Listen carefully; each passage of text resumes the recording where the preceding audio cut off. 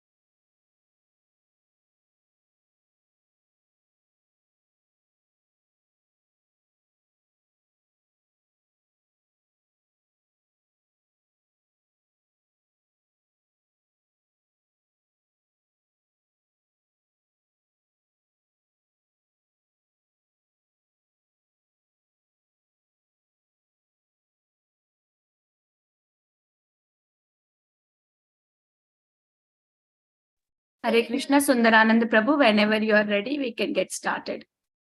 Oh, okay, sure, Mati. Then let me share my screen. We can get started, Mati.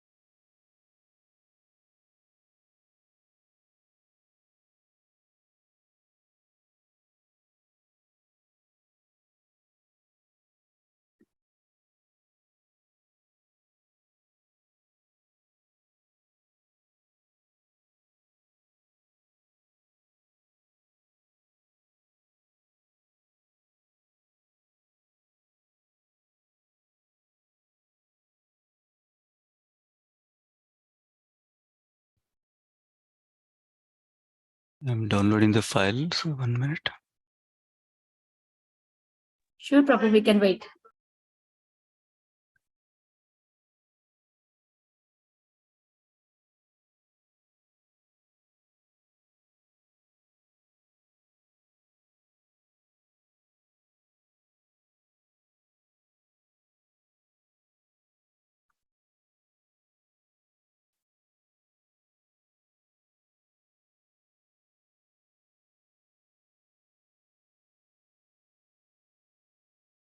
Okay.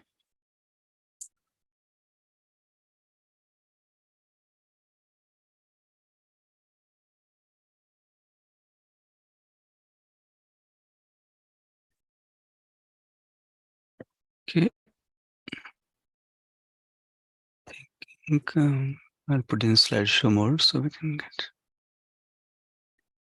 You can all see this, okay, Mati? Yes, Prabhuji. Okay, perfect. Yes. I'll start with the prayers. Sure, Prabhu. Okay. Hare Krishna, everyone, and thanks so much for joining. Om Namo Bhagavate Vasudevaya. Om Namo Bhagavate Vasudevaya.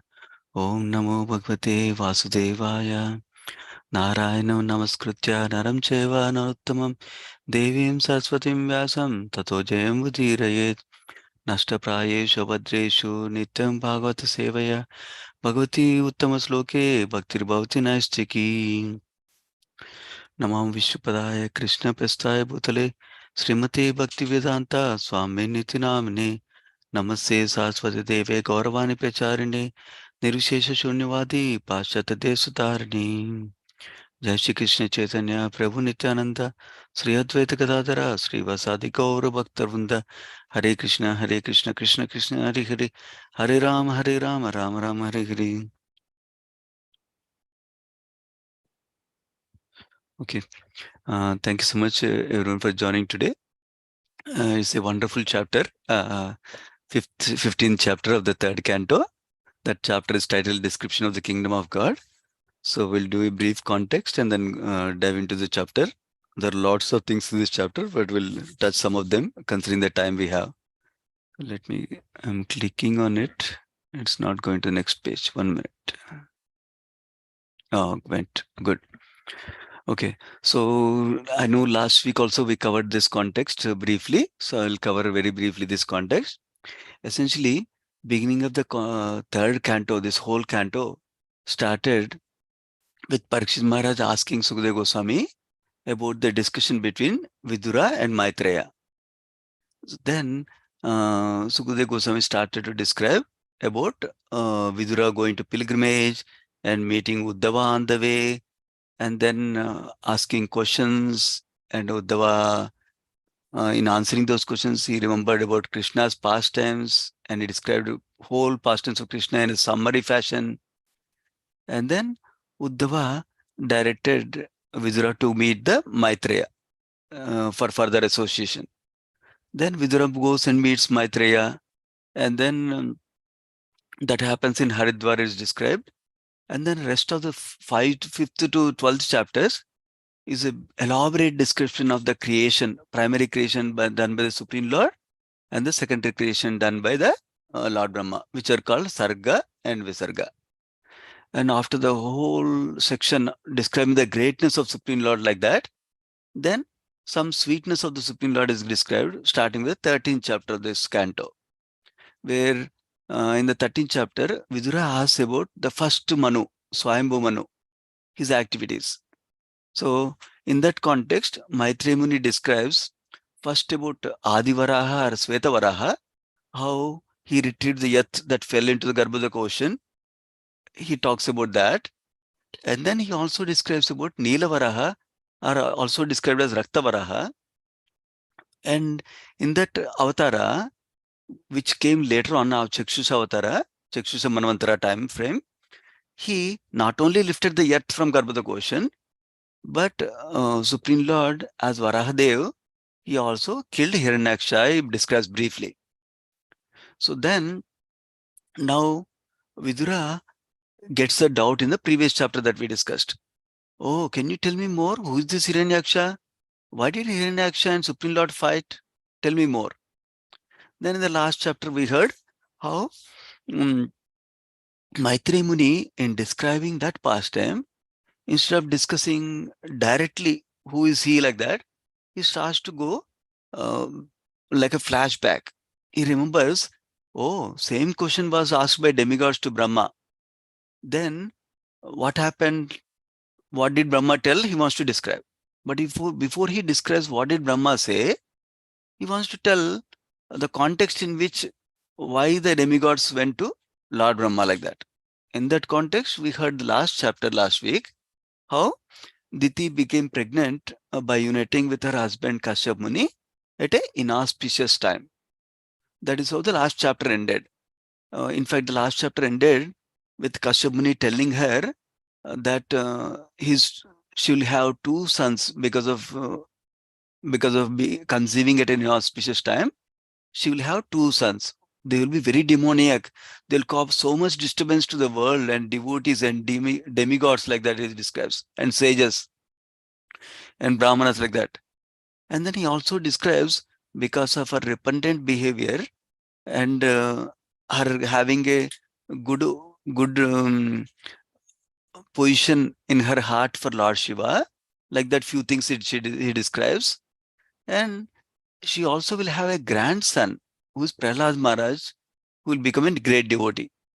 So what relieves her little bit in the last chapter end was that Kashyap Muni describes, even though the two sons will be very demoniac, they will be killed by the Supreme Lord. That is one thing that helps her to little bit calm down. Another thing is that she will have a grandson who is a great devotee of Supreme Lord like that. Now that's how the last chapter ended. Now this chapter will discuss a brief overview, and then we'll dive into each section, and then we'll come back to the overview finally. Basically, in this chapter, remember last chapter, the Diti was pregnant at that time, and the prediction was that two children will be born, two demonic children will be born. So the two demonic children are still in the womb. So now, and because of that, the whole universe becomes dark because of the influence of the children in the womb.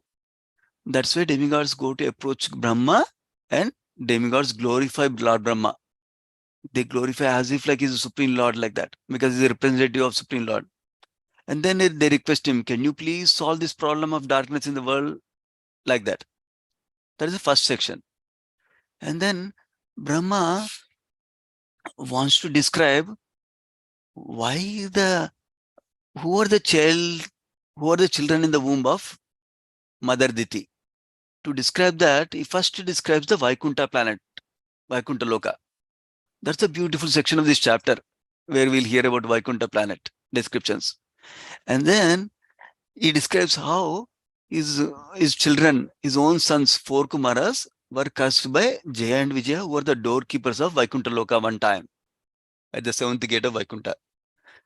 Then he describes how the Supreme Lord personally arrives, and he gave darshana to the 4 Kumaras, like that. And then in that context, he describes the beauty of the Supreme Lord nicely. And then finally, Kumaras, having become devotees of Supreme Lord, they offer beautiful prayers to Supreme Lord. That is the last section. So this is how the storyline will go.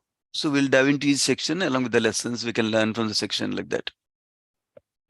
So now the first section is Diti was having 2 sons in her womb. What she did is, when she understood that these sons were troubled demigods if they come out, and the sons would be killed by the Lord because of these 2 worries she has. One worry is a selfless worry. She's thinking about demigods should not be troubled, like that. And the worry is selfish worry. That means my son should not be killed yet, like that. With those 2 reasons, she kept the babies in her womb for about 100 years is described. So now, because that demons were there in her womb, like that, there was a darkness spread throughout the universe in all directions is described. Then demigods, they cannot do any activities. We can imagine, if there's no day and night, everything is dark all the time, night time, we cannot do any of our works, right? Like that, demigods cannot do any of their functions. So demigods, what they do? They glorify Brahma in several ways. They glorify Brahma as if they're speaking to Supreme Lord. They say, you are the origin of the universe. You are the supreme person who knows everything. Like that, they glorify him. And Prabhupada clarifies the purport for our benefit that they're glorifying Brahma like that because Brahma is in a position of a proper representative of Supreme Lord as a devotee and properly representing Supreme Lord. That's why they're glorifying him in equal footing, in equal position like the Supreme Lord, like that. Then, after glorifying Brahma, they place a request before him. Can you please solve the current problem of the darkness in all directions, like that? So this is a simple lesson for us, that whenever we go before our Supreme Lord Krishna to pray before him, normally 3 main components are described. One main component is paying obeisances before Supreme Lord. Second component is glorifying him, appreciating him, appreciating his greatness as Supreme Lord, appreciating his kindness on us in so many ways in our life. Like that, we express our gratitude first. And then after that, if you so desire, we can also place our request. The request component is not important, but the glorification, appreciation, sharing gratitude is important. Why is important? It is that places our heart in a right mood when we go before the superior or Supreme Lord, like that. Number one. And other thing is that will place us in the right position. He is the Supreme Lord. I am here. That position is very clear, like that. And then when we understand the greatness of Supreme Lord, when we appreciate the greatness of Supreme Lord, then we can ask anything in that mood of request. And of course, our acharyas indicate that whenever we ask something Supreme Lord, the best policy we can ask is, if you so desire, we can add either in the beginning or in the end. Why that is important? Because we have only the smallest picture. Normally, people who don't know spirituality, they have a very narrow picture of life. They think just being happy right now is best. Or some people think being happy for the next 40 years is best, like that. But devotees, as practicing devotees, we know we want to be happy for eternal life. We don't get distracted by small happiness here, small happiness there, like that. We want to be permanently happy in service of Krishna, because we know that is our natural position for us. So even though we have a bigger picture and bigger aspirations compared to the non-devotees who may not have this knowledge, who may not have the good fortune of this knowledge, even though we might have a bigger picture, still our picture is not bigger than the Supreme Lord. And we don't have the cognition or understanding of what is the best thing for us. Whereas Supreme Lord knows exactly what is the best thing for us in terms of our ultimate goal and our ultimate aspiration to be situated in pure devotion service. For that, what is the best thing to happen, the sequence of events, he exactly knows that. We don't know that. Sometimes we think, oh, if I get this car problem fixed, that's the best thing that can happen in my life. And then I can do devotion service nicely, because I can go to temple service right now, because if the car is fixed. Our thinking is like that. Still, that's the better thinking. We're thinking car should be fixed for the service of the Lord. But still, Krishna knows if the car is not fixed, maybe we'll get more absorbed in our chanting, more absorbed in some other seva, which is more essential for us to grow in devotion service right now. That Krishna only knows. So that is why, because we may not know what exactly is needed for us to grow in our devotion service for the ultimate goal, we leave that decision to Krishna. We leave that decision to Krishna. That is one understanding. Why we say, if you so desire, please give me this. If you don't desire, please give me this, like that. One reason. Second reason is, sometimes by getting that whatever we want, it might actually inhibit us in our devotional service also. So that's also not a good thing, because we want to grow in devotional service, not get inhibited in devotional service, like that. So that is why we ask Krishna, if you so desire.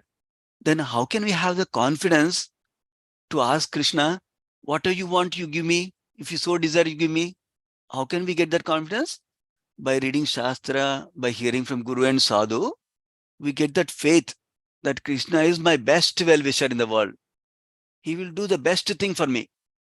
No matter what circumstance, it appears my job is going away, it appears my car is giving problem, it appears my help is going away, but still Krishna will remain as my best friend. How is he best friend? He wants to make sure I'm eternally happy soon, very soon. So even if short term I'll get health problem, short term I get relationship problem, short term I get car problem, doesn't matter. But long term, he'll make sure I'm going to closer to him sooner. That's how we orchestrate things in our life, even utilizing the little karma that we have also to purify us only, to get us closer to Krishna only, because he's our best well-wisher. How do we cultivate this understanding? We talked about one thing, which is by reading Shastra regularly, by hearing from Guru and Guru and Sadhu, like that, right? That's one aspect. Second aspect is by contemplating in our own life. For example, many of us can see, when we're going through big trouble, we cannot understand how that is beneficial to us, how that can bring some benefit to us. Not everything will bring benefit right away for us. But when we look back at our life, what happened in our life, what caused us to get connected to the devotees, what caused us to go to temple, what caused us to chant very, very deeply, very attentively, helplessly calling out to Krishna, what caused us to cry before Krishna and chant, what caused us to cry before Krishna and pray sincerely. When we analyze that, that is the time when we had some difficult circumstance that we cannot do anything about, our family members cannot do anything about, our friends cannot do anything about. Oh, many of us, there are very few people who can take shelter of Krishna positively, helplessly, when everything is going nicely. But many of us have the tendency that only when nobody can help us, then only we look at the God helplessly, like that. So when we analyze those situations and how we take shelter of Krishna in those situations, we'll understand how much advancement we quickly made during the circumstances like that. Then we'll appreciate that Krishna is our best well-wisher like that. Of course, to be in a position like that, in a difficult circumstances, taking shelter of Krishna also requires some piety, also requires some devotee association, also requires some positive understandings regularly cultivated by Shravanam and Kirtanam. So by regularly hearing, we can get the spiritual strength to take shelter of Krishna even during the circumstances like that. Otherwise, people have the other option, which is checking out. They say, why did Krishna do like this? I'm chanting 16 rounds every day. Krishna should not give this problem. I will stop chanting. I will stop going to temple. I'll get out of here. That is the other direction we go. But if you do proper sadhana and hear regularly and cultivate the understanding and appreciation that Krishna is doing so many things for me in my life, not only the basic needs for us, if you analyze so many things is facilitating so that we can grow in bhakti, then we'll develop that strong faith in Krishna as a well-wisher, and then we can take shelter of him like that. So that's the other thing we can learn from here about the prayer aspect. Now, demigods requested Brahma to solve the problem of darkness. That is where the first section ends. Now going to the second section, then after the demigods prayed to Lord Brahma starts to narrate the pastime of Jaya Vijaya being cursed by Kumaras. So why did he tell that? Because he wants to tell that these Jaya Vijaya in the Vaikuntha Loka, they are the ones who took birth, who are in the womb of Diti right now as two demons like that. That's where he's going with this pastime. But that will not come into till the end of this chapter. It's going in next few chapters are this pastime, full pastime. So in this chapter is talking about the circumstances that led for the cursing of Jaya and Vijaya, the circumstances where Supreme Lord personally comes, how he nicely deals with his devotees. We'll see that also in this chapter. So in this section, so he starts to describe, okay, you know, my four sons were personally born from my own mind.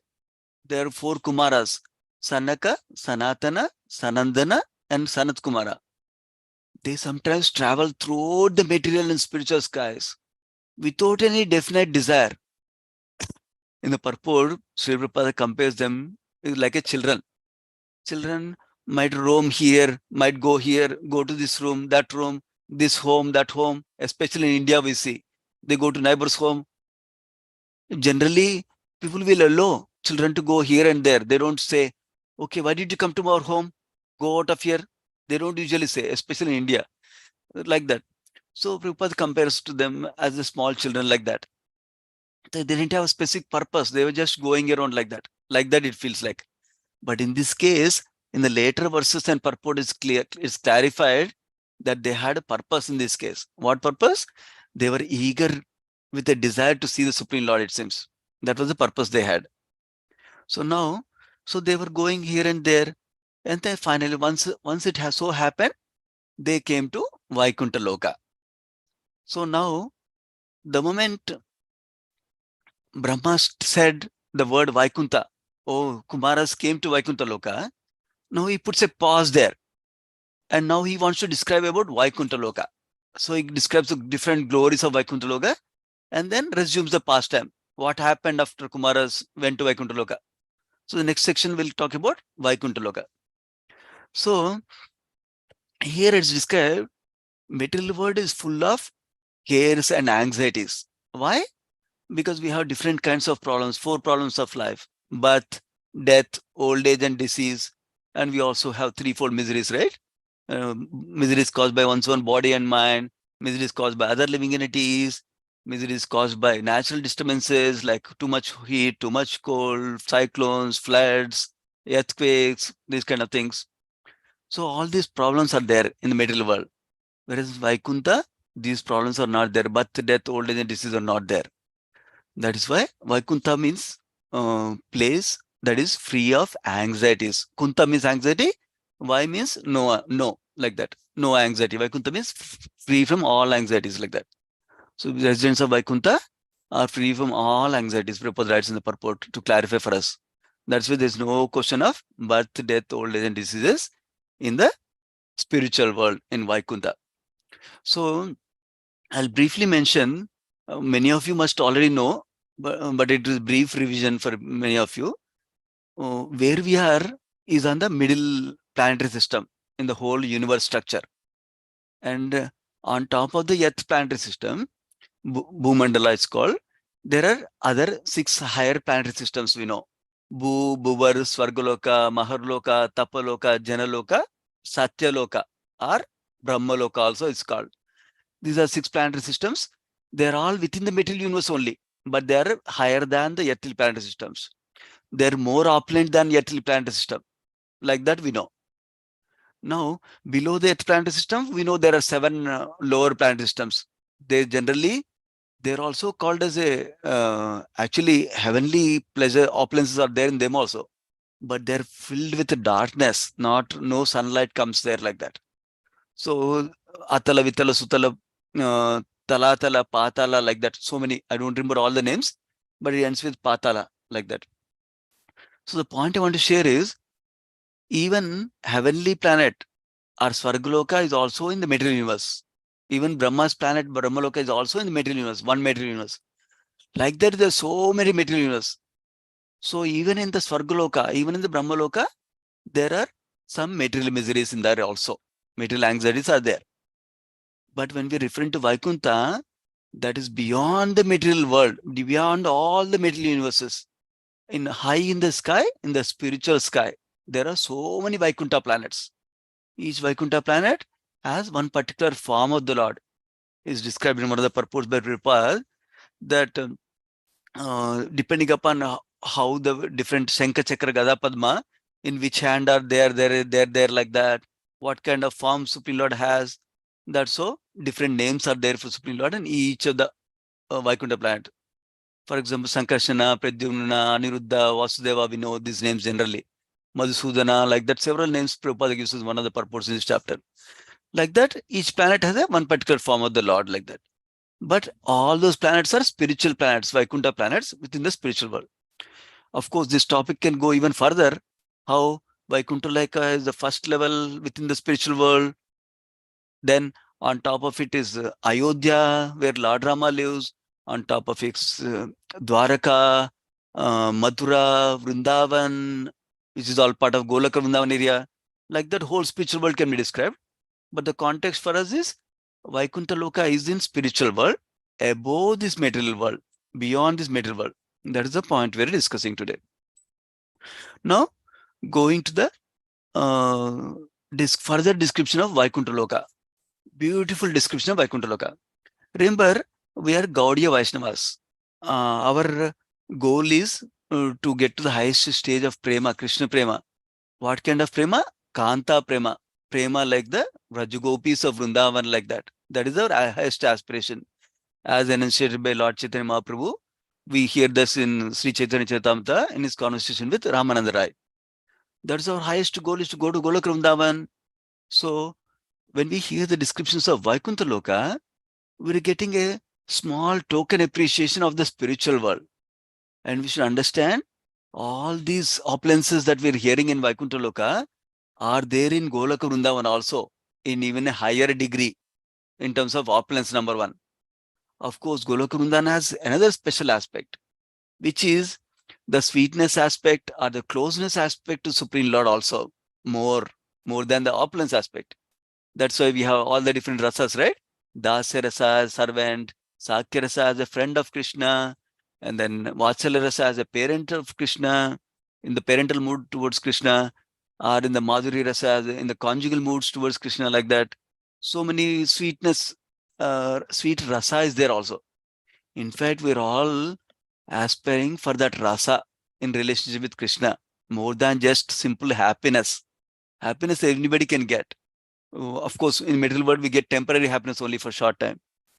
But the real happiness we're seeking is in that particular rasa with Krishna, with spiritual variegatedness we'll see in this chapter.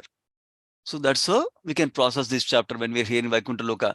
We can develop appreciation for Vaikuntha and the spiritual world and understand this is just a token of the opulence we can find in Golaka Vrindavan, like that also. Okay, that is a context we can keep in mind. With that, we'll go through some more this section, how Vaikuntha is so wonderful and Vaikuntha Vasis are so wonderful like that. I couldn't get all the right pictures. I put some pictures, whatever I could find quickly. So basically, Vaikuntha men, one verse describes about Vaikuntha men, how they look similar to the Lord. Remember, we all might have heard already, short revision, that there are 5 kinds of liberation or mukti that is given in scriptures. One is the Sahajya Mukti.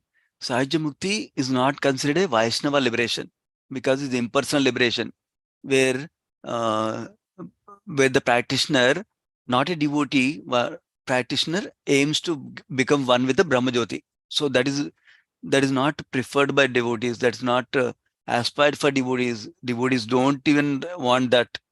Because why? Primary reason is there is no service opportunity if we merge in the Brahmajyoti. That is the primary reason devotees don't like it. Of course, we know the other 4 kinds of liberation, which is Sarupya Mukti. Sarupya Mukti means Rupa, same form like the Supreme Lord. That's what is being described here. Looking similar to the Lord means same form like the Supreme Lord. What does that mean? Generally, Supreme Lord in Vaikuntha has 4-handed form. So the devotees who are living in the Vaikuntha, residents of Vaikuntha, they also have 4-handed form like that. So naturally the question can come, how can we figure out this is Supreme Lord, this is a devotee? If both are same, looking same, normally we think somebody 4 hands is special, but now everybody is special, everybody is 4-handed form.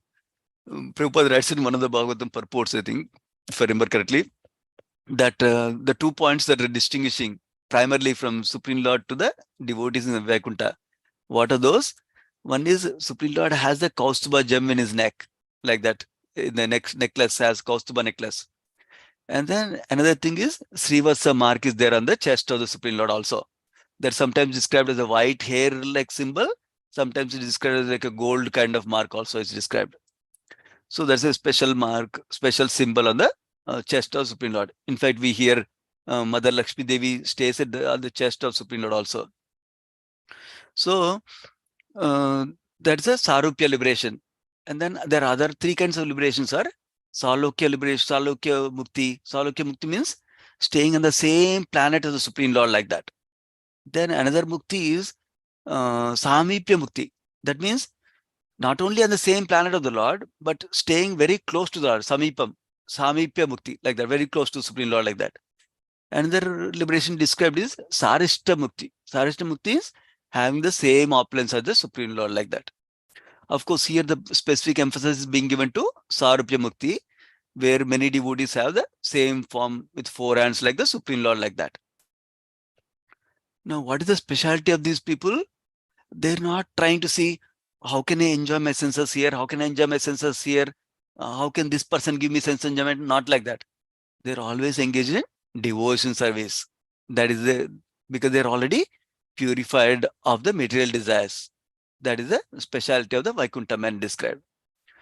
Now further going on to Brahmadeva describes about Vaikuntha, Supreme Lord in Vaikuntha. He says he's the original person. Original person means he's the absolute truth. From him everybody came like that.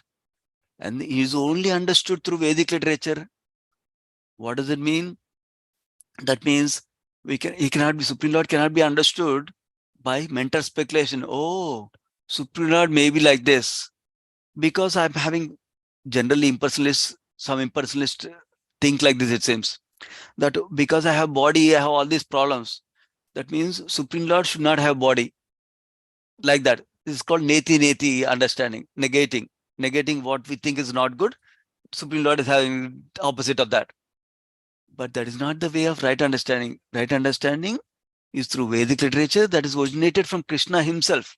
The Supreme Lord is given Vedic literature for us to understand through the scriptures, nature of the Supreme Lord, form of the Supreme Lord, nature of our relationship with the Supreme Lord, nature of Supreme Lord's relationship with the material nature of Prakriti. Everything we can understand through Vedic literature. Of course, to understand Vedic literature, we need the help and guidance of Guru and Sadhu, because everything literature is not easy to understand for us, because the same Vedic literature is so vast. In one place it says like this, in another place it says like this.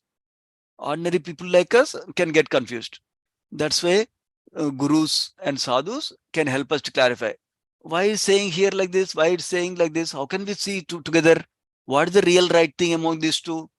How do you see the context? In what context is this told like this? So they can reconcile for us and they can educate us how to understand clearly like that. That way we can develop our faith more and more and engage in devotion service nicely. And the other thing described about Vaikuntha Lord is established in pure sattva. In the material world, we know we're all affected and influenced by three modes of nature: goodness, passion, and ignorance. Even if somebody is predominantly in goodness, like Bhagavad says, sometimes each of the mode is fighting for predominance, we say. And then let us say somebody is predominantly in goodness. Even then there is a tinge of passion and ignorance in the material world. Whereas in the spiritual world, especially in Supreme Lord, is fully in pure sattva. That means Vishuddha sattva is also another term used. That means there is no tinge of passion and ignorance at all like that. So it's a transcendental goodness, other way to describe it. And in this purport, Prabhupada also talks about how even devotees are also situated in pure sattva in the spiritual world, like Vaikuntha Lokas, like that. And then he says Supreme Lord contributes towards the religious progress for the devotees. Supreme Lord is always well-wisher for us and is always looking to help us. As long as we desire, we want to be spiritually, grow spiritually, go closer towards him, he's ready to help us, lend us his hand. We hear from devotees commonly that if we make one step, Krishna takes 10 steps or 100 steps towards us like that. So we'll get closer to him by his mercy.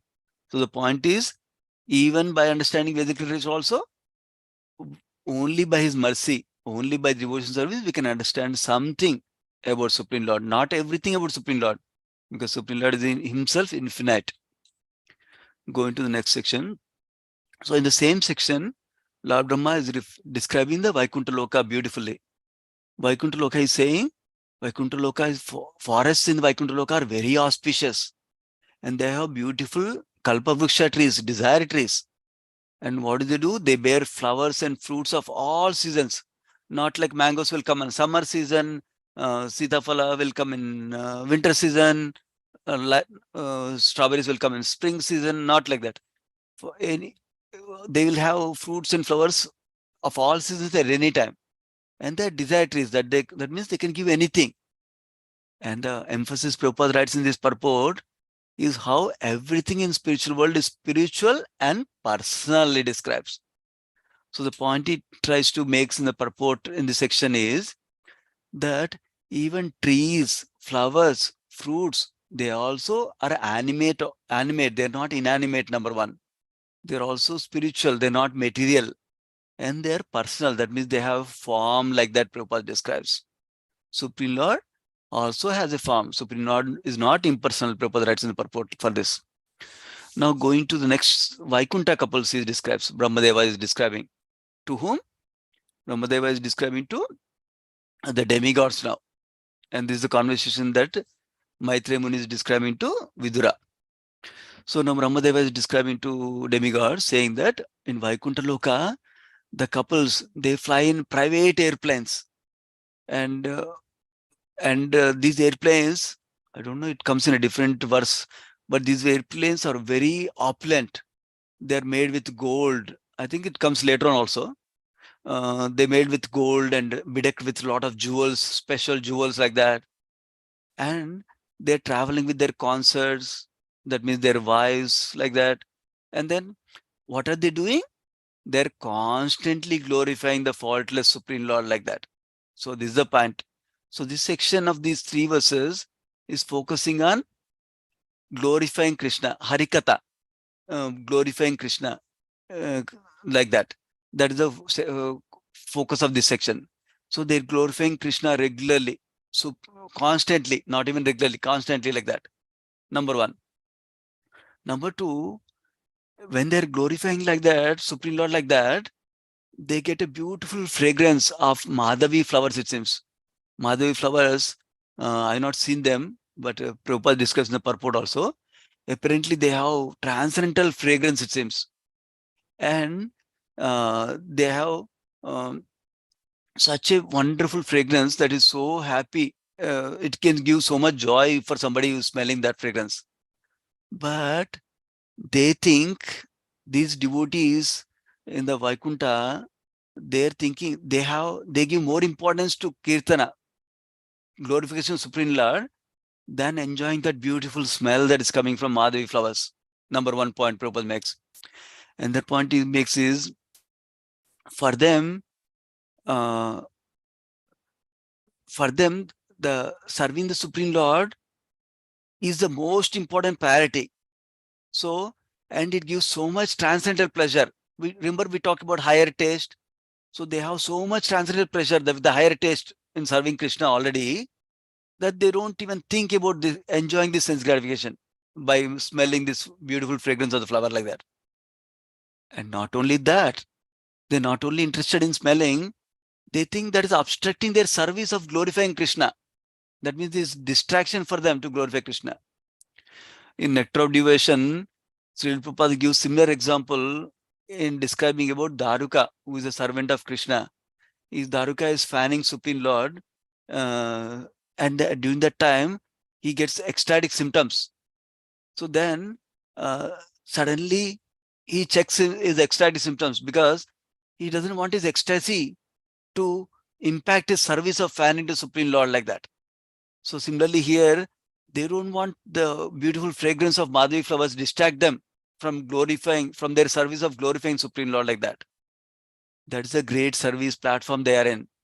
So we are also aspiring for that great platform of service, constant service to Supreme Lord, free from sense gratification, free from material desires like that. So that is possible by hearing Krishna Katha and by sharing Krishna Katha, or even by hearing Krishna's holy name, by chanting Krishna's holy name like that. That is a way, that is a secret for us also to get to that platform in one day, someday. That is a secret for all of us that Acharya has shared with us. Now going to the Vaikuntha birds. In Vaikuntha, now he describes the glories of Vaikuntha birds. Remember, birds in Vaikuntha are also spiritual. So Vaikuntha birds, what is happening to them? They don't have any envy. Apparently, the beautiful birds like peacocks, cuckoo birds, parrots who can sing sweetly, they stop their own singing when bumblebee wants to hum, buzz, like that. Bumblebee wants to make a sound to glorify Krishna through Krishna Katha. So when bumblebee is trying to glorify Harikatha, even though for mundane ears, for like us, it feels like buzz is not so great compared to sweet kokila sound or parrots singing like that. Parrots don't think like that. Cuckoo birds don't think like that. Peacocks don't think like that. Even though they're beautiful in terms of look, beautiful in terms of their sound and singing, they stop and give the opportunity to the bumblebees so that he can glorify Krishna like that. So that is showing two things. One is there's no competition for them. The competition is only how to please Krishna more and more, not about how I can only please God, others should not please Lord. Not like that. They don't have that feelings of envy and unnecessary competition like that. In fact, they're encouraging others to do their service to Supreme Lord like that. And they're happy to do service in some other way that they can do in their capacity, in their allotted service by their superiors in the spiritual world. Because even in spiritual world, we are under the guidance of some superior devotee only always. So they will guide us. They'll give a particular service. We do that particular service nicely. Krishna is pleased. Not like we need to do some other person's service nicely like that. So that's so Prabhupada writes in this purport that hearing and chanting are very prominent in the Vaikuntha world like that.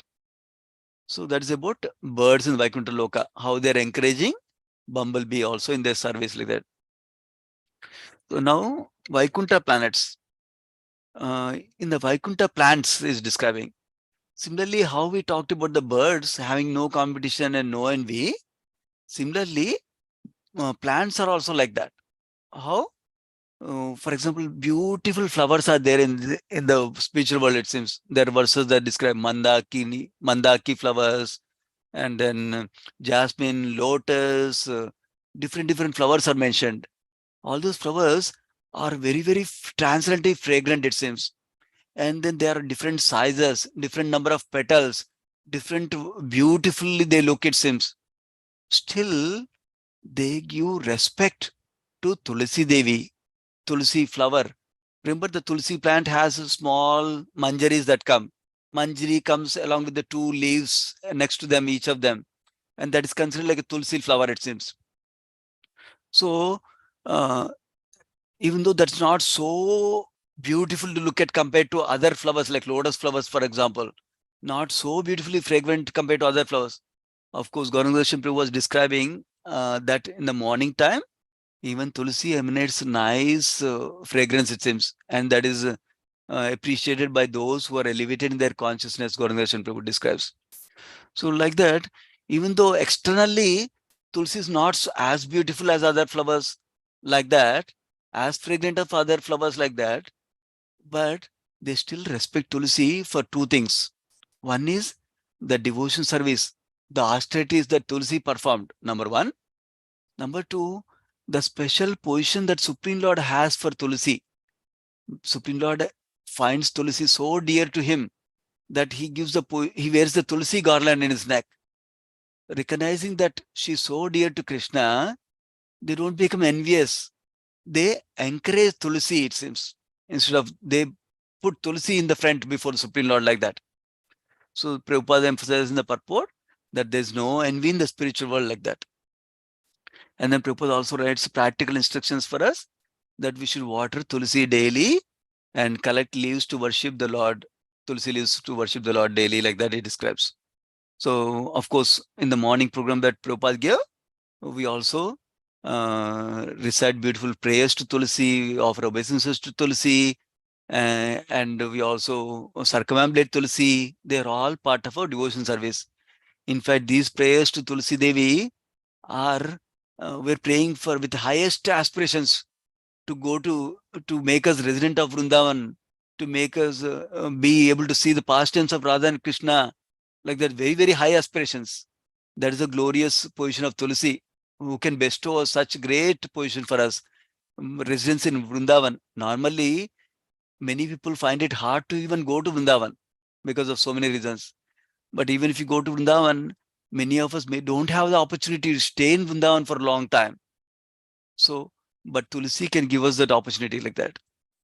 Now going on, the Vaikuntha airplanes are described as very, very opulent with so many jewels, lapis lazuli, emerald and gold like that.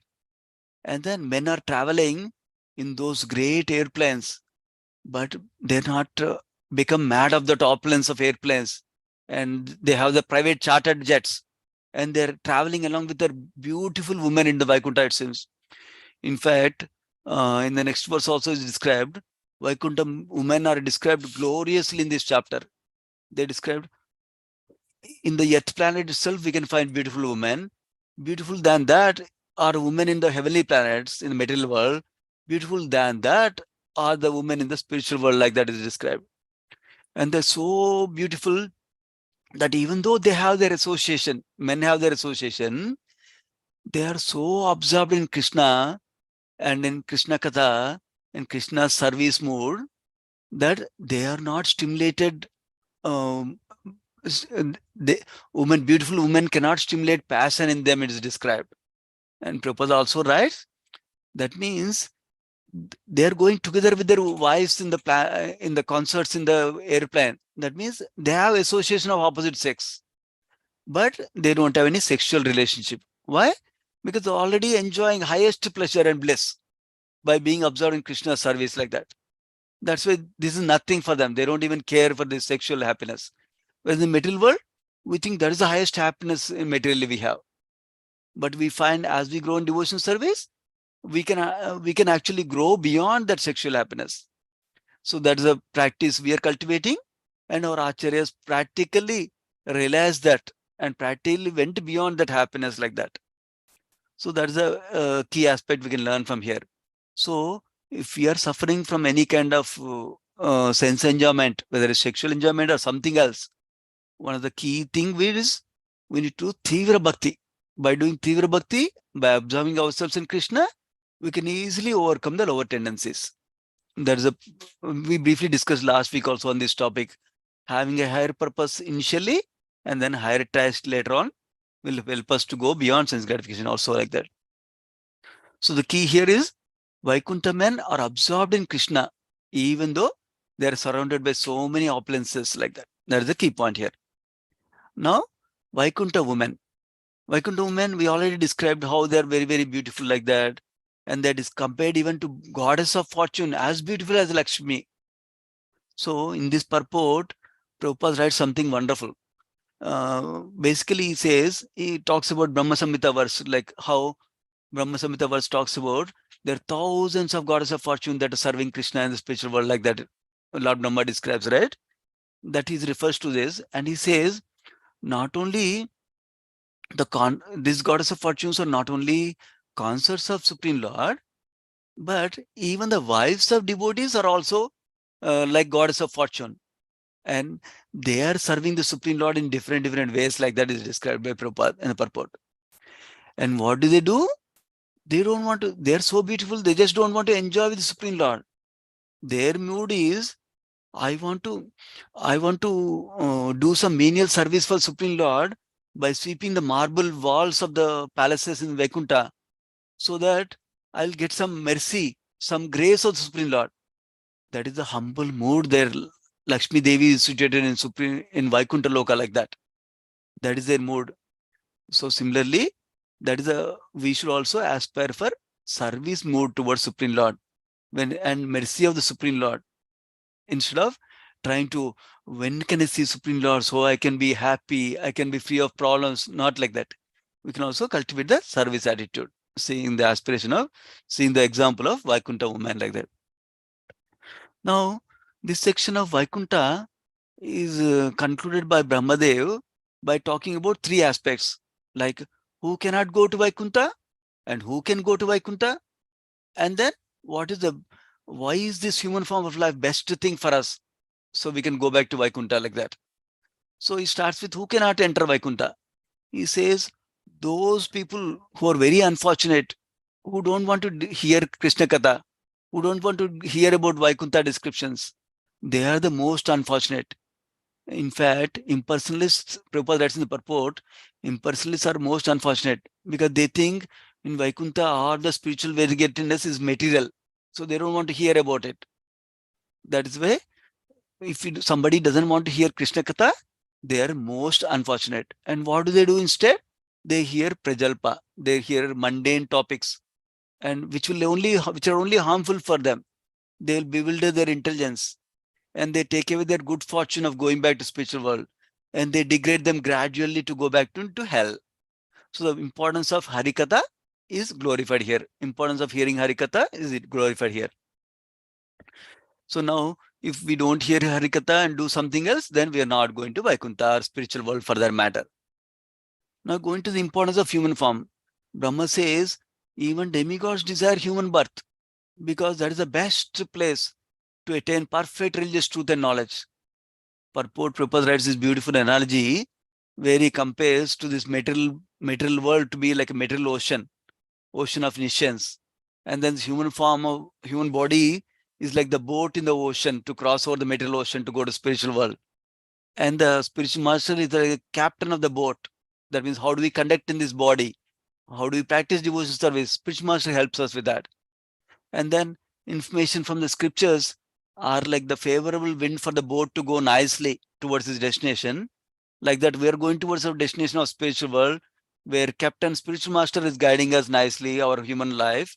And then the favorable instructions from the scriptures are guiding us like a favorable wind to float over the ocean of niscience without floating, without submerging in the ocean like that. So that is the importance of our human form of life, to take up devotion service and go back to spiritual world. In another section, Prabhupada also refers, I think it's in second canto, if I remember correctly, somewhere in second canto, another reason also is mentioned, like demigods, they have lots of enjoyment available in their disposition. So it's very hard for them to focus on spiritual life. It requires a lot more determination, and they don't have too much problems. So it's very hard for them to focus on devotion service also. Whereas the human form of life, especially if you're practicing devotee, we have some happiness, some distress like that also.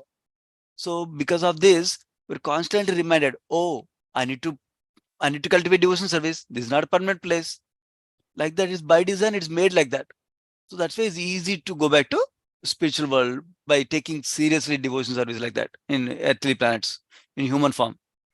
So he says a human who does not understand Supreme Lord and its abode is completely bewildered by Lord's Maya. So if we don't take this opportunity, then what will happen is Maya will influence us, will be completely bewildered, will be powdered with Maya, like Gauranga Darshan Prabhu says, by lots of problems. We'll not have any time for anything spiritual if we desire to be enjoying only like that in the material world. Now, who can enter Vaikuntha? He says, devotees. So this is a wonderful purport actually. This section talks about how when we are constantly hearing Krishna Katha, number one, and when we chant the holy name offenselessly, then what will happen?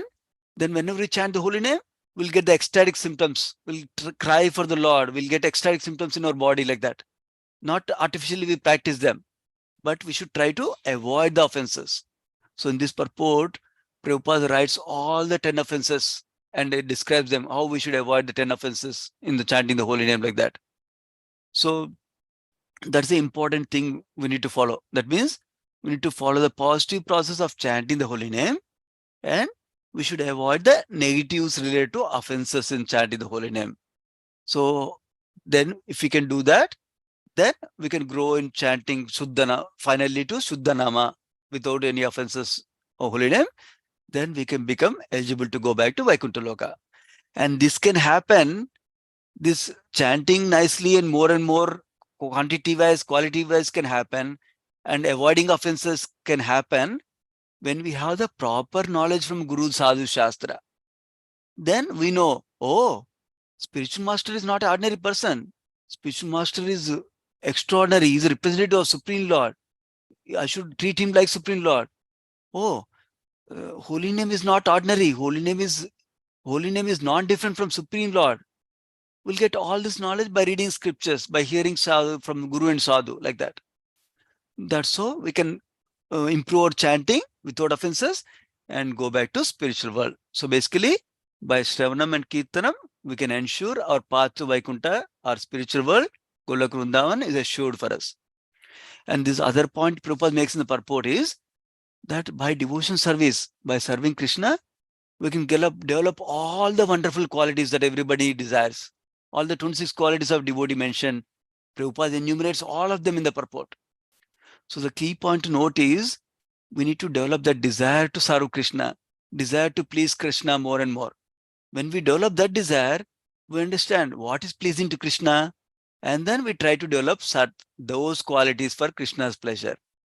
And they will come by devotion service. Because let us say I want to please Krishna, I hear, oh, Krishna likes when there's no envy between devotees. Krishna likes when we cooperate between devotees. Krishna likes when we encourage devotees. Then, okay, I will encourage devotees because I want to please Krishna. Then, like that, we'll grow in devotion service. So the key is develop that aspiration to please Krishna. How does that come? By chanting regularly nicely and by hearing regularly.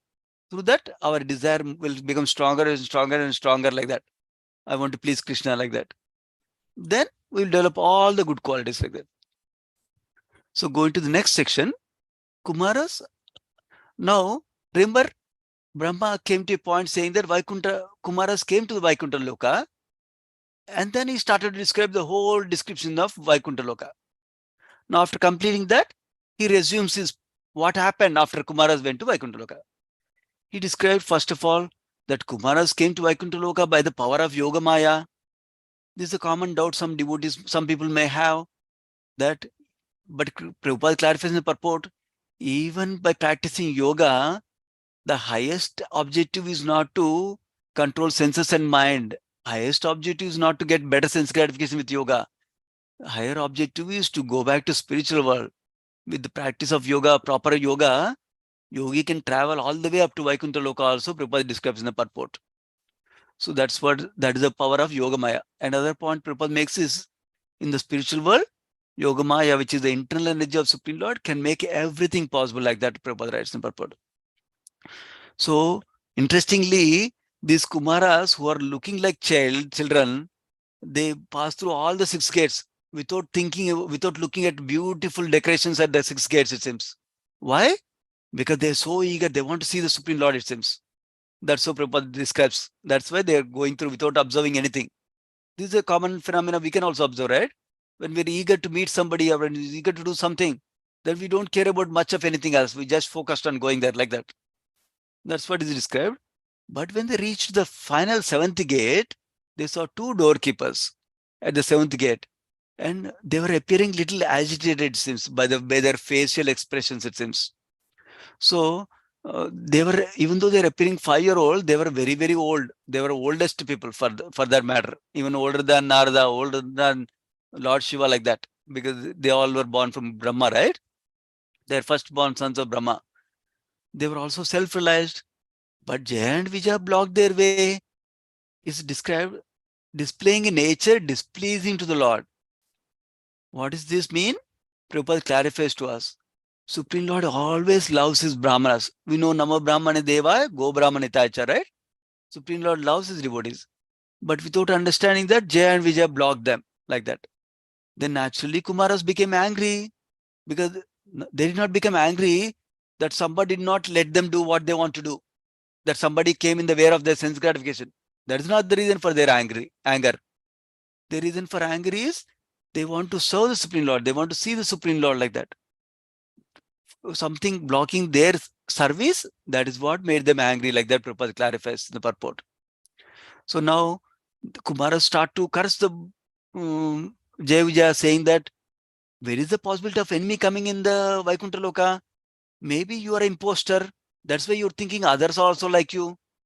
There's complete harmony in Vaikuntha Loka. How come you got this fear that these guys are might do something wrong? So we should give you apt punishment. Apt punishment. That means correct punishment. What is apt punishment? Why are they thinking? That they want to give a punishment for what they've done now, but to rectify them and also to finally benefit them ultimately. So this is the greatness of saintly personalities. They're not taking revenge. Oh, you stopped me? Now I'll see what I can do with you. Not like that. They want to give them the ultimate benefit also. So with that in mind, they want to give a curse to them. And they say, you go to the material world where there are 3 enemies, lust, anger, and greed, like that. But in the purports described, Kumaras angrily cursing the devotees of Supreme Lord is a Vaishnava aparadha also. They had to face that consequence later on. Even though they see the Supreme Lord later on, they get to become devotees. They only get up to Santa Rasa, Santa devotees only. They cannot get to Dasya Rasa devotees like that. That is the impact of Vaishnava aparadha. So this is a alarm call for us. Vaishnava aparadha is very serious. Supreme Lord is very dear to devotees, and devotees are dear to Supreme Lord. So any offense we make to Supreme Lord can cost a lot for us for a long time, including to our perfection of our life, like that. That is the important principle we can learn from here. So then Jaya Vijaya, when the Kumaras cursed, they became fearful. Then they immediately fell at the lotus feet of Kumaras. Please forgive us. We made a mistake. But notice how they are asking. They don't say, you take back your curse. They say, oh, we accept the punishment because we neglected to respect sages like you. So we definitely need to have punishment for sure. But show some compassion for us that we'll not forget the Lord under illusion. This is another beautiful principle we need to learn. That devotees don't care even if they go to hell. Devotees don't care even if they have difficulties, lot of difficulties. But they don't want to forget devotion service. They don't want to forget Supreme Lord. They don't want to get into Maya again like that. That is what they're requesting. They're not requesting, make sure our life is very comfortable. Not like that. They're not asking that. They're asking, make sure we don't forget the Lord, please, like that. That's what they're asking. So, now that is the section. So now they curse the Kumaras, curse the Jaya Vijaya, and Jaya Vijaya was seeking forgiveness from them, to asking them not to make them forget the Supreme Lord like that. So this is the last section. After this we can end.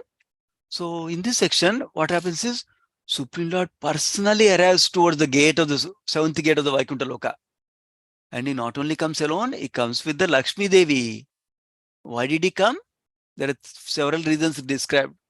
One is Kumaras felt, oh my God, we offended, we cursed the doorkeepers. Through that, we offended Supreme Lord also. They're feeling little humility in their heart, it seems. Number one. Number two, doorkeepers are also thinking, oh my God, we offended these Brahmanas. So Supreme Lord will not be pleased with us. Like that they're feeling. So they got some humility in the heart, number one. And number two, because of their bhakti, it attracted the Supreme Lord to come there. That is the second reason. And third reason given is that Supreme Lord wants to give Kumaras were earlier Jnanis, it seems. That means they're on the path of Jnana, not the bhakti. So for them, he wanted to give the bliss of seeing his own personal Swarupa form and seeing Lakshmi Devi like that. He wants to show the bliss of seeing the personal form of the Lord. In fact, this is the great benefit for us as devotees, because we can develop attachment for the personal form of the Lord. Through that, we can develop detachment for other things. So he wants to give that experience to the Kumaras, it seems.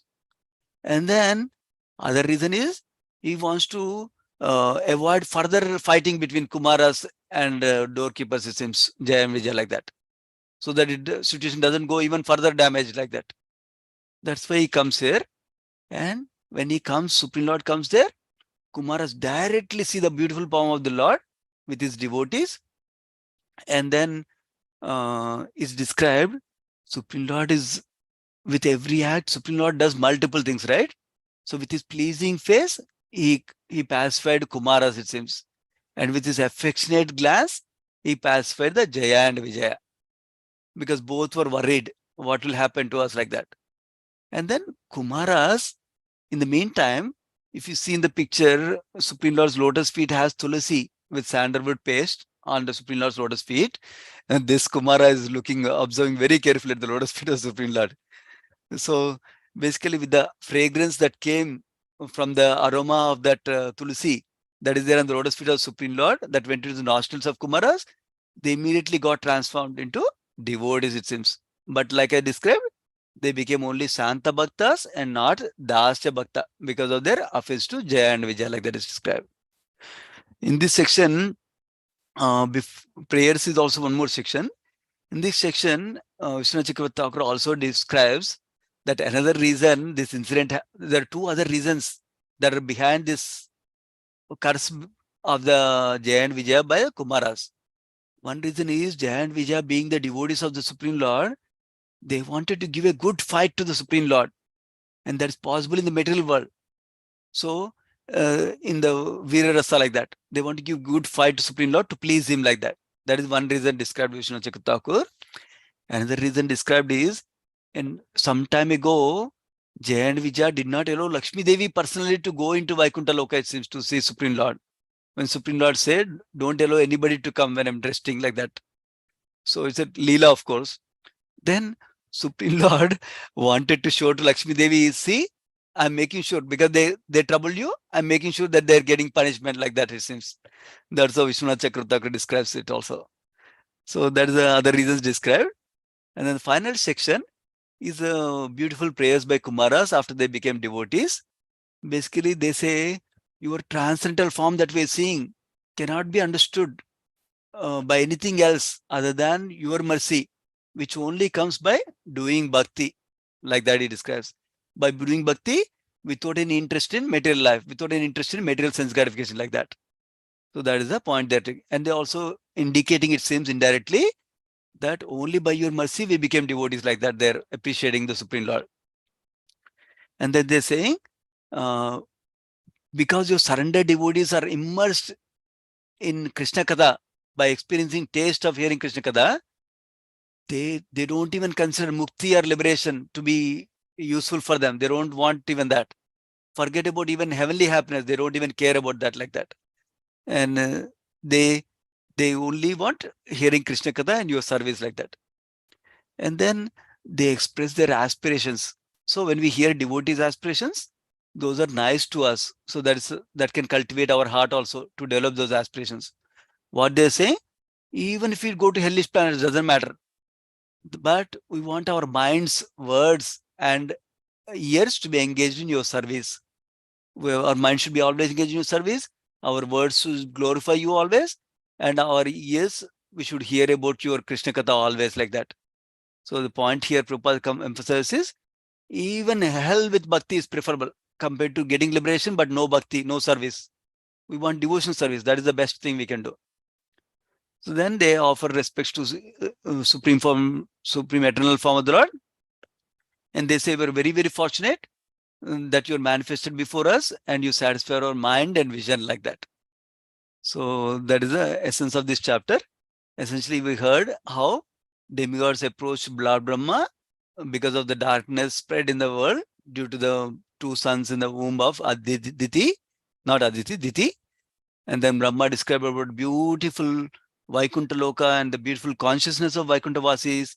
And then we heard about how Kumaras met Jaya and Vijaya and they cursed Jaya and Vijaya and the exchange between both of them and the humility they exhibited finally, and how Supreme Lord personally arrived and gave darshana to the four Kumaras and pacified both of them with nice sweet words also. We didn't have so much time to describe that. With sweet words, he'll pacify both of them.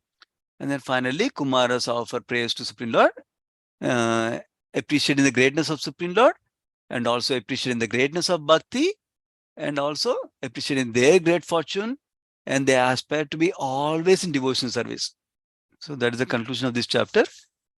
I'll pause there so that anybody has any comments or corrections or questions, we can discuss further.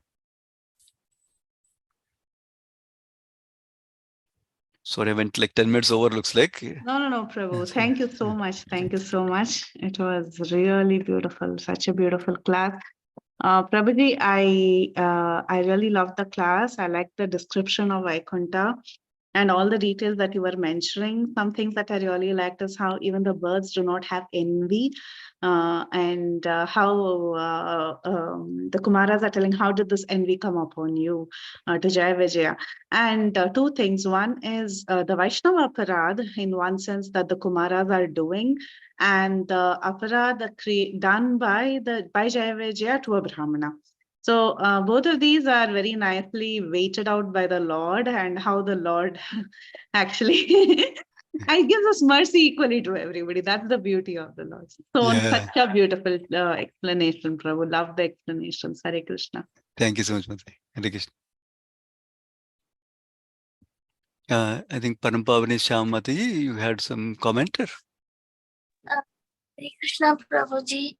Prabhu, I have a question that for example, in Vaikuntha Loka, there are Vaikuntha couples are there, like they are so engrossed and in serving Krishna there, in thought of Krishna, that they do not have mutual attraction. So means, can they aspire to serve to go to Golok from Vaikuntha? Like also you mentioned that all the Vaikuntha women, they are so humbly serving, like doing menial work just to get the grace of Krishna. So does they aspire? Do they aspire to go to Golok from Vaikuntha? Got it, Mataji. I will share my understanding of it, and other devotees can share their understanding. They may know more than me. So my understanding is like this, Mataji, what I heard from devotees, that 2 points.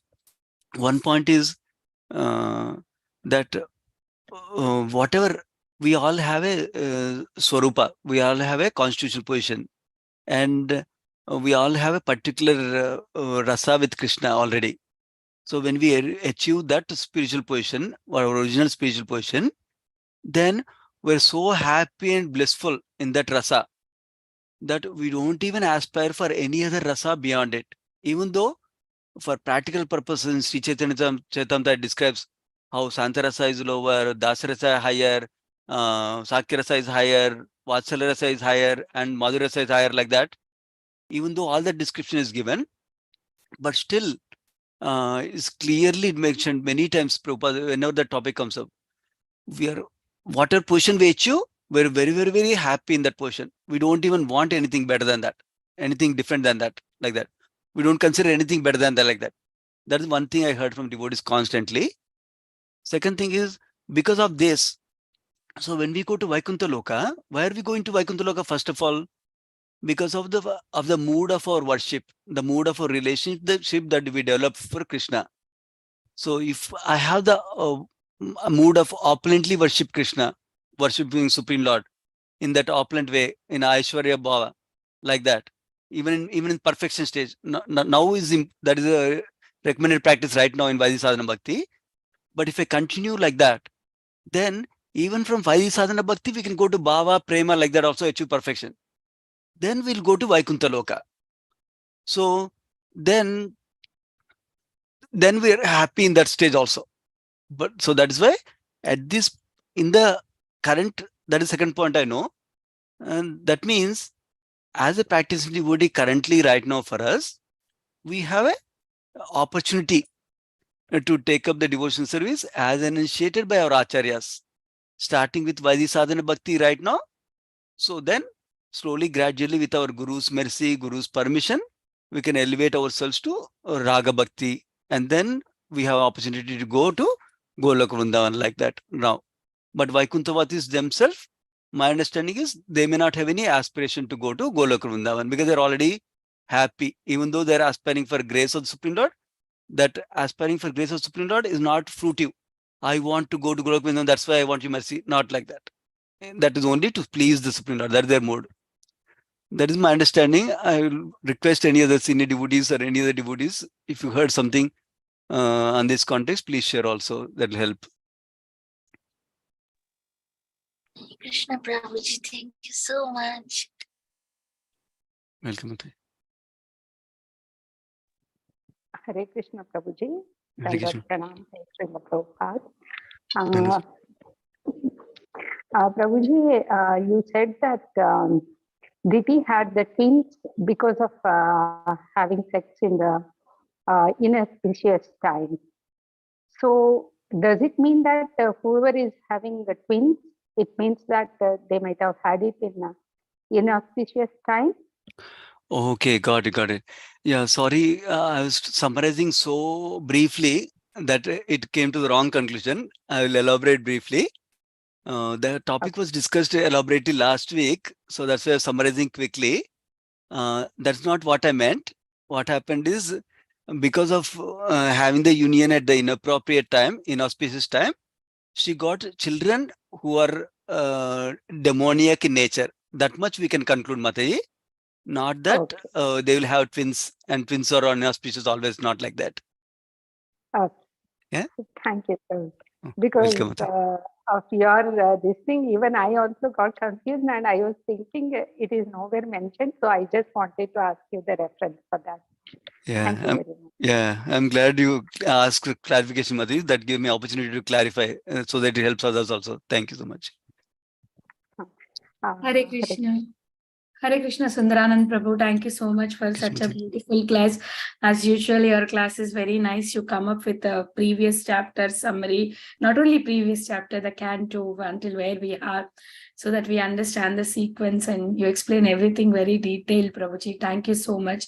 Very grateful to you. Hare Krishna. Thank you, Mataji. Hare Krishna. Yeah, Bharat Prabhuji, go ahead, Prabhuji. Oh, somebody had a comment. Prabhuji, I have one more question. I'll come back later. Okay, sure, Mataji. Thank you, Prabhuji. Thank you so much for a nice class, Prabhuji. Dandvat Pranam. Prabhuji, my question is like that, as you told about the Salokya, Sarupe, all this. So like Salokya Mukti, having the same residence as that of Lord. So like if people desire to go to Vrindavan or Mayapur Dham and stay there and do their sadhana, all the devotional service. So is it that a Salokya Mukti? Oh no, that is in this world you're talking about, right? In this Yes, middle Prabhuji. world, in this Yes, middle world, that is not Bom Salokya Mukti. Vrindavan. Yeah, that is not a Salokya Mukti. This is talking about the perfectional stage when we go back to spiritual world. That is that is state is described, Prabhuji. In this But time, like Prabhuji, Hmm. from here, from this point of view that we are living, so here, Salokya Mukti stands here. Means we are going to Vrindavan, staying there for our whole lifetime and doing bhajan. uh-huh, In terms of our level, means we say that Vaikunt is fine, like that is the Salokya, the Vaikunt lok. uh-huh. After passing this life, we wish to go there. But in the present life, we are staying in Vrindavan, doing bhajan over. So will it be considered Salokya Mukti? I never heard anyone describe like that, and so I of course did limited reading only myself. In my reading so far, I not come across anywhere Prabhupada or Acharyas writing that that within middle world when we go to Vrindavan, it's called a Salukya Mukti. I never heard like that, Prabhuji. But it's a good thing for our devotion service because any devotion service performed in holy place like Madhura, we know Madhura and Vrindavan will have manifold benefit and we can progress very quickly. That much I heard. I don't know if anybody else on the call heard anything in this context. Please share also. Heard or read anything like that. Maybe Prabhuji, my question may be wrong. I'm not exactly right. Means as Ah, you also have not heard, you are more experienced than me. Maybe I am not at right approach. It may be possible. yeah, if you like to rephrase it in different way, maybe I did not get the question. That's also we can do. Did the question is your question that when we go to stay in Vrindavan here, is that called Salukya Mukti? Is that your question? Or when we go stay in Vrindavan, will we get Salukya Mukti later on or something like that? Me- Going there means Salokya is having the desire to reside in the planet of the Lord. So only desire, like we are residing over there. We get the opportunity, mercy of devotee to live in Vrindavan. So Yeah. this thing, so it is a pure devotional service or a mukti. Like mukti is lower than pure devotional service. Okay. Yes. The 2 points correct. Yeah. No. r- if the example of practicing devotee going to Vrindavan to do devotion service, that's definitely higher platform than any kind of mukti. Correct. Because mukti is described in nectar of devotion, that mukti stands at the door for a devotee. Mukti, please have me like that. But devotee says, I don't want. I want service of Krishna like that. That is higher. Like that's the right understanding, Prabhuji. Yes, thank you, Prabhuji. Thank you so much. Welcome. Thank you. Hare Hare Krishna. Krishna. Hare Krishna, Prabhuji.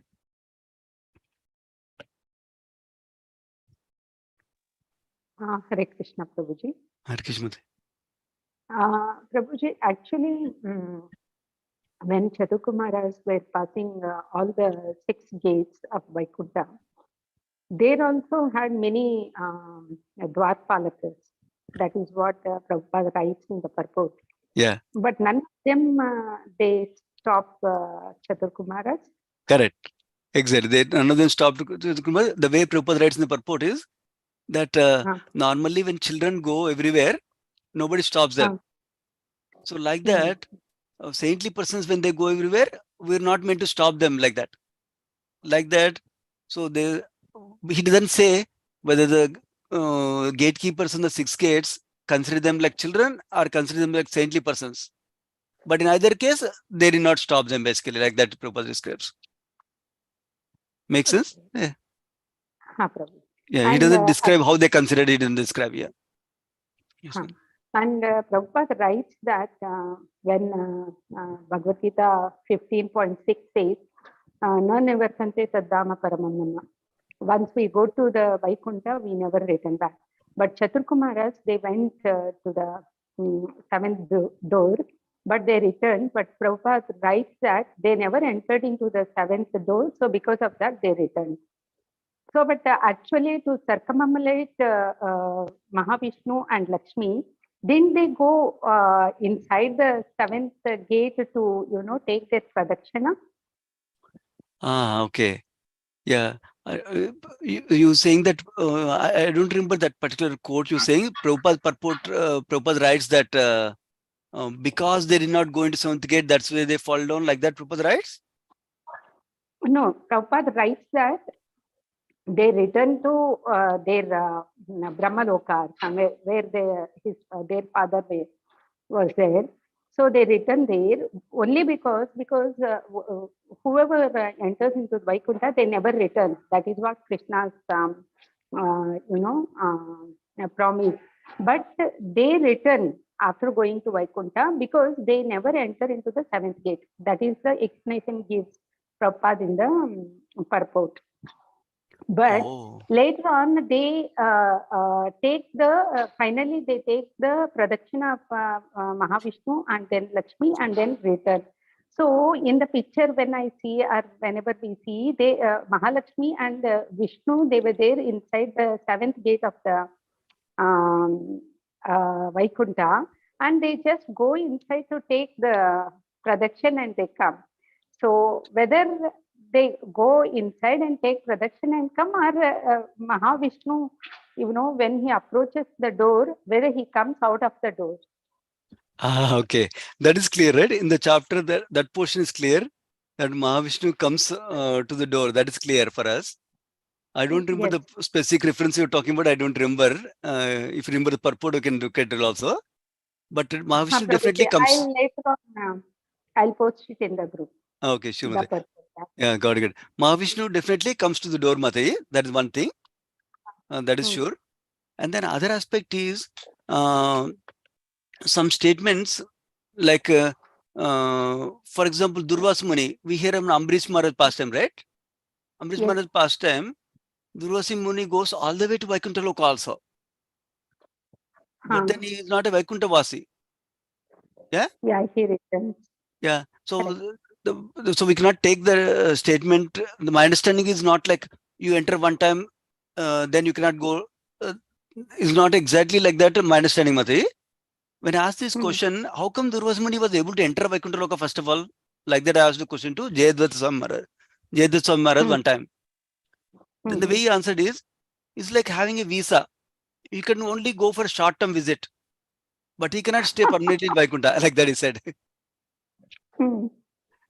So basically, my point is that we cannot take it as just because I entered, I put my leg inside the Vaikuntha, I cannot come out like that. Not like that.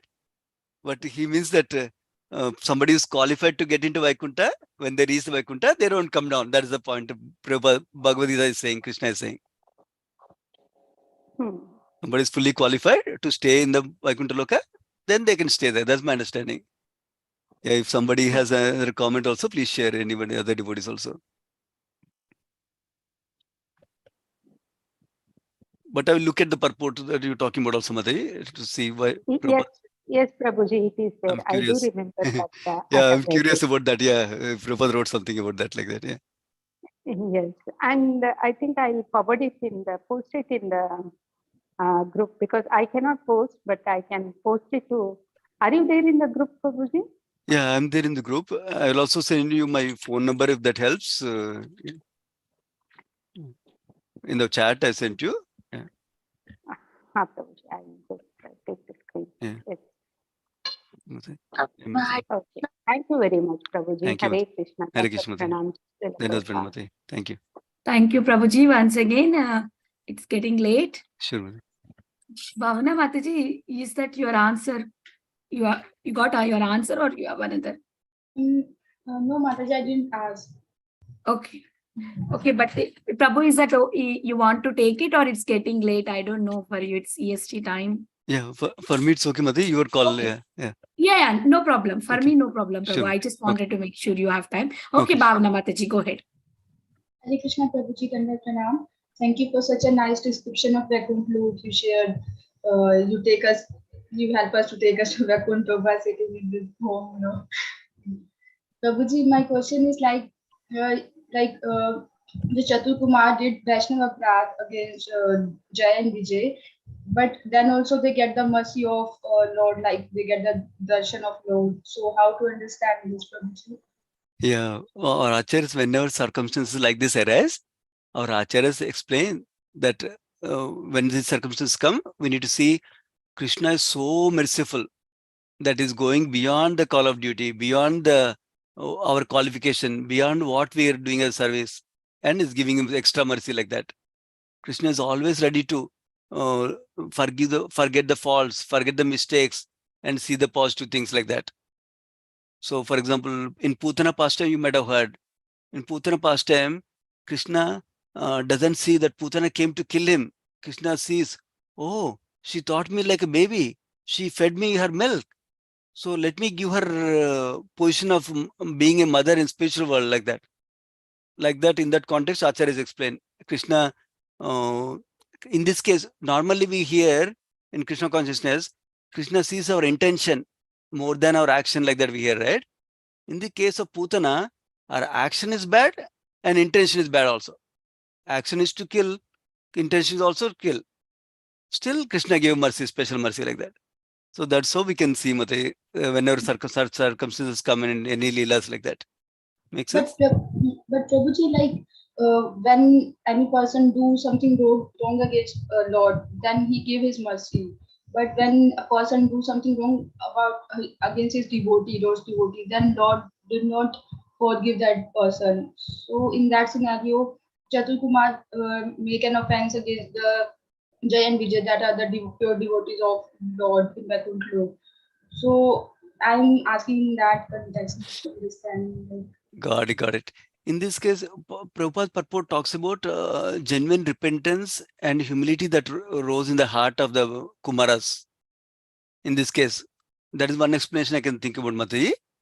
That definitely is a big mistake to do any Vaishnava prajna to pure devotees, any devotees for that matter, not only pure devotees, but repentance also helps. Repentance and seeking forgiveness also helps. That's the other thing we know about it, Mataji. Okay, Prabhuji. Thank you, Mataji. Thank you, Prabhuji. Hare Krishna. Hare Krishna. Pranam. Okay. So if there are no more questions, we can end the call here. Thank you once again, Prabhu.